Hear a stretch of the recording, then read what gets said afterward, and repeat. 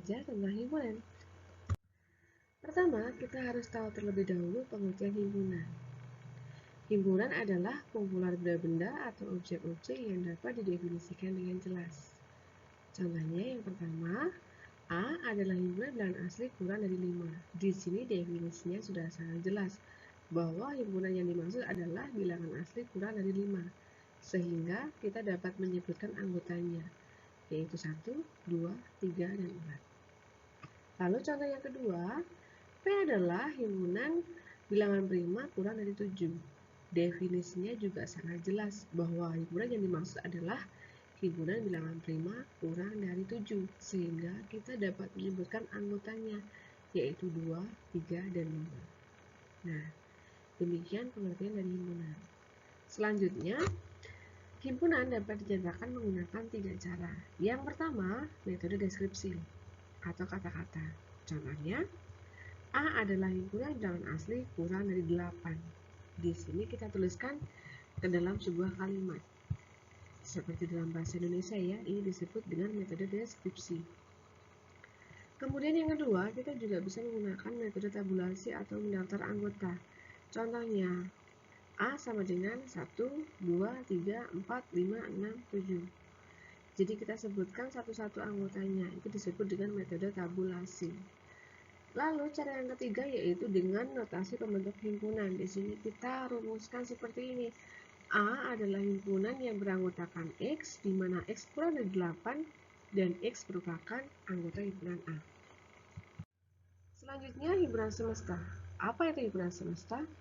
Himpunan semesta adalah himpunan yang memuat semua objek yang sedang dibicarakan. Himpunan semesta dilambangkan dengan huruf kapital S atau U, di mana S itu dari kata semesta dan U dari kata universal. Contohnya, diketahui himpunan A beranggotakan 2, 4, 6, 8. Nah, himpunan semesta yang mungkin dari himpunan A tersebut adalah yang pertama, S sama dengan himpunan 2, 4, 6, 8, yaitu sama dengan himpunan A sendiri, bisa menjadi himpunan semesta. Yang kedua, himpunan semesta yang mungkin adalah himpunan bilangan genap, karena 2, 4, 6, dan 8 ini merupakan bilangan genap, sehingga semestanya boleh kita sebut sebagai himpunan bilangan genap. Lalu yang ketiga, himpunan semesta yang mungkin adalah himpunan bilangan genap kurang dari 10, karena di himpunan A hanya terbatas sampai 8, sehingga semestanya boleh kita tuliskan sebagai himpunan bilangan genap kurang dari 10. Lalu berikutnya, bisa juga himpunan semestanya adalah himpunan bilangan asli. Di sini kita tahu bahwa 2, 4, 6, dan 8 juga termasuk bilangan asli, sehingga himpunan semestanya kita boleh sebut sebagai himpunan bilangan asli. Selanjutnya, himpunan kosong. Apa itu himpunan kosong? Himpunan kosong adalah himpunan yang tidak mempunyai anggota. Secara matematis, dikatakan bahwa suatu himpunan A disebut himpunan kosong jika dan hanya jika banyaknya anggota A sama dengan 0. Himpunan kosong ini dilambangkan dengan huruf Yunani, lingkaran coret, atau tanda kurung kurawal terbuka dan tertutup. Nah, contohnya seperti berikut. Himpunan A adalah himpunan yang beranggotakan X, di mana diketahui X lebih dari 1 kurang dari 2, dan X merupakan bilangan bulat. Himpunan A ini disebut sebagai himpunan kosong karena tidak ada bilangan bulat yang terletak di antara 1 dan 2, sehingga A tidak mempunyai anggota. Maka himpunan A disebut sebagai himpunan kosong. Nah, diagram Venn ini biasanya digunakan untuk menyajikan himpunan. Apa itu diagram Venn? Diagram Venn adalah sebuah representasi visual dari himpunan-himpunan, hubungan-hubungannya, dan juga himpunan semestanya. Biasanya digambarkan dalam sebuah kotak persegi panjang, dilengkapi dengan kurva tertutup, yaitu lingkaran. Dan di situ ada huruf A merupakan himpunan A, sementara yang di luar lingkaran ada komplement A. komplemen A di sini maksudnya adalah bukan anggota A, tetapi masih anggota S. Begitu ya. Contoh pertama, diketahui sebuah himpunan semesta dari himpunan A adalah negatif 3, negatif 2, 0, 4, 5, 8. Lalu himpunan A adalah negatif 2, 5, dan 8.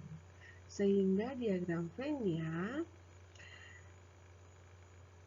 himpunan A yang beranggotakan negatif 2, 5, dan 8 itu disajikan dalam sebuah lingkaran yang isinya min 2, 5, dan 8. Sementara karena negatif 3, 0, dan 4 bukan anggota himpunan A, maka dia terletak di luar lingkaran, tetapi masih di dalam S.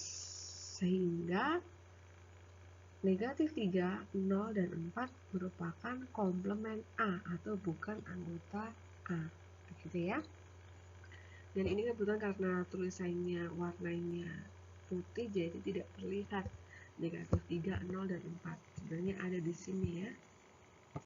Contoh yang kedua, diketahui himpunan semesta untuk himpunan A adalah 1, 2, dan 3. Sementara himpunan A-nya juga sama, yaitu 1, 2, dan 3. Sehingga di sini kita lihat bahwa himpunan semesta dan himpunan A adalah sama.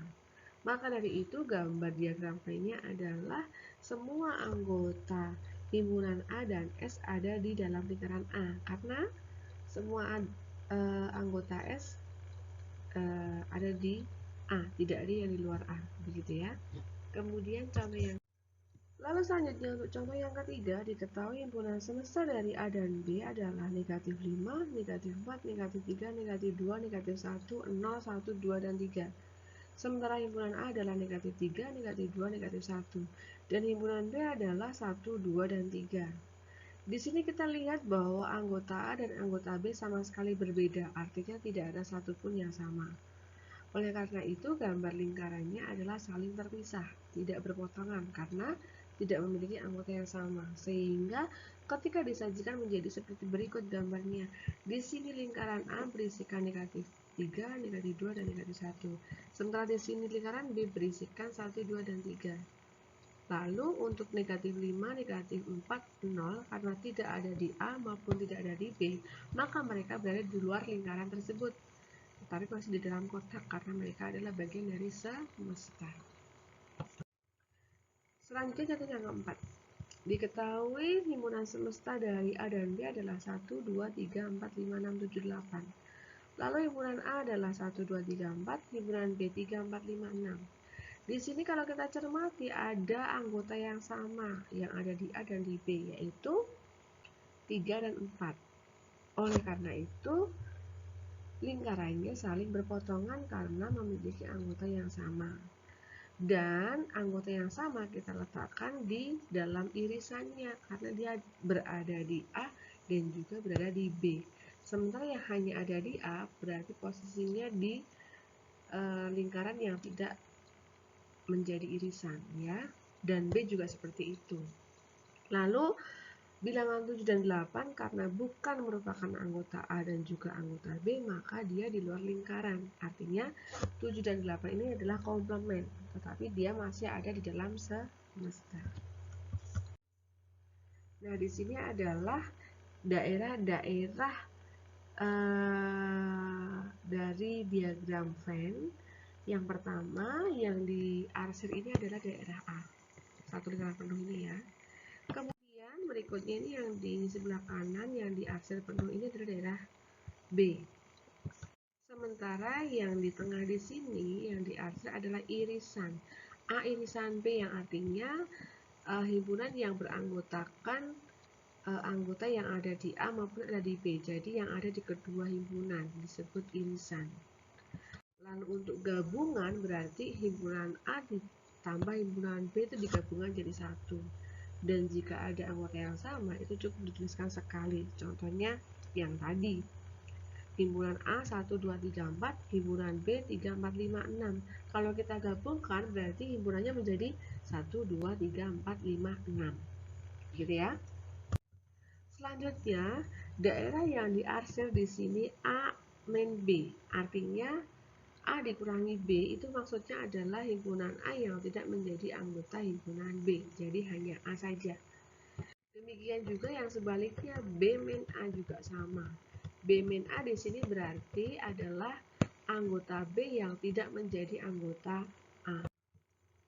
Lalu daerah yang diarsir di sini adalah komplement B atau bukan B, sehingga di sini yang diarsir ini merupakan anggota-anggota himpunan S yang bukan menjadi anggota himpunan B.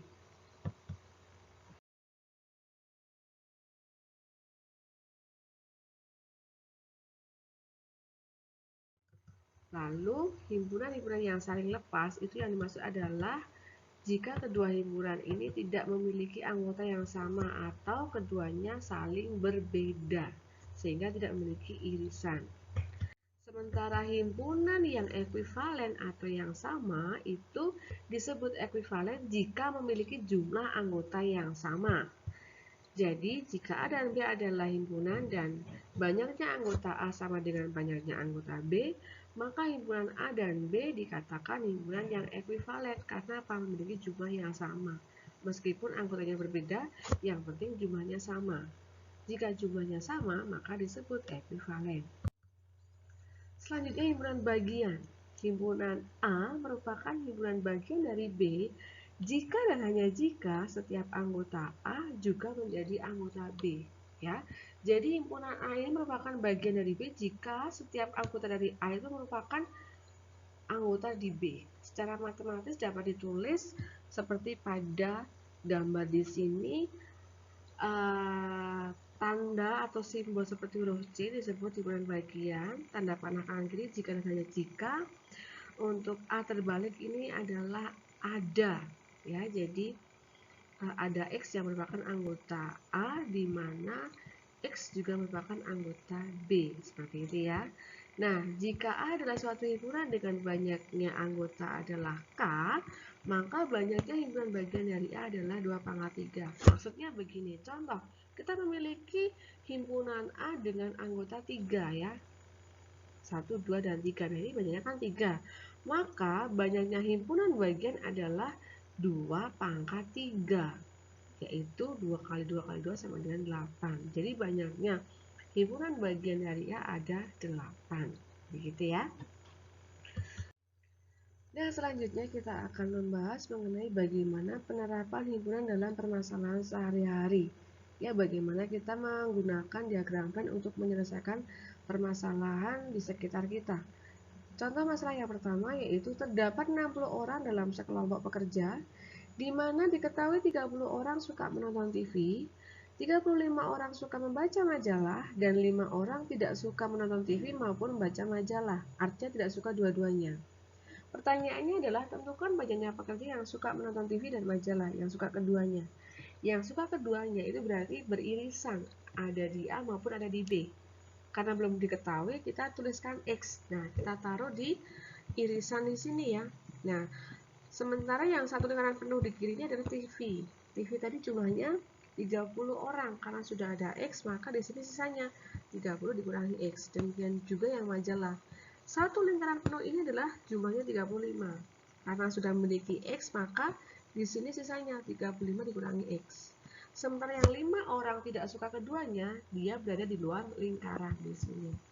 Nah, selanjutnya cara menyelesaikannya gimana? Ini ada 4 area ya, area luar lingkaran, area A saja, area irisan, area B saja. Ini kita jumlahkan semuanya. Jika dijumlahkan semua, hasilnya adalah semesta, yaitu 60. Dan selanjutnya penyelesaiannya sebagai berikut. S sama dengan 30 kurangi X ditambah X ditambah 35 kurangi X ditambah 5. Dalam teori aljabar, kita ketahui bahwa untuk menjumlahkan dan mengurangkan hanya boleh suku-suku yang sejenis. Oleh karena itu, kita kumpulkan yang sejenis, yaitu 30, 35, dan 5. Ya, ini konstanta, kita jadikan 1. Kemudian negatif X ditambah X dikurangi X, kita jadikan 1 juga. Sehingga 60 sama dengan 35 ditambah 30 ditambah 5 dikurangi X ditambah X dikurangi X lagi. Nah, 30 tambah 35 tambah 5 itu kalau kita jumlah ada 70. Sementara di sini dikurangi X, lalu X kurangi X habis. Jadi tinggal 70 kurangi X. Sehingga X sama dengan 70 dikurangi 60, ketemu 10. Oleh karena itu, kesimpulannya, banyaknya pekerja yang senang menonton TV dan membaca majalah adalah 10 orang. Masalah yang kedua, terdapat 50 siswa di sebuah kelas. Di kelas tersebut, 15 siswa diketahui suka matematika. 30 siswa suka bahasa Inggris. 5 siswa suka matematika dan bahasa Inggris. Nah, sekarang cari banyaknya siswa yang tidak suka matematika maupun bahasa Inggris. Kalau tadi yang ditanyakan yang suka keduanya, sekarang dibalik. Yang ditanyakan yang tidak suka dua-duanya. Ini lebih mudah ya. Jadi kita pertama letakkan dulu yang ada di irisan. Yang suka keduanya berapa di sini? Ada 5. Oke, kita taruh di sini 5. Sementara di sini A itu adalah matematika. Tadi ada berapa orang? Ya, ada 15 orang. Karena sudah ada 5 orang, maka di sini sisanya yaitu 15 kurangi 5, ada 10. Demikian juga yang bahasa Inggris. Yang bahasa Inggris ada 30 siswa. Karena sudah ada 5 siswa di sini, maka di sini sisanya yaitu 30 dikurangi 5 sama dengan 25 siswa.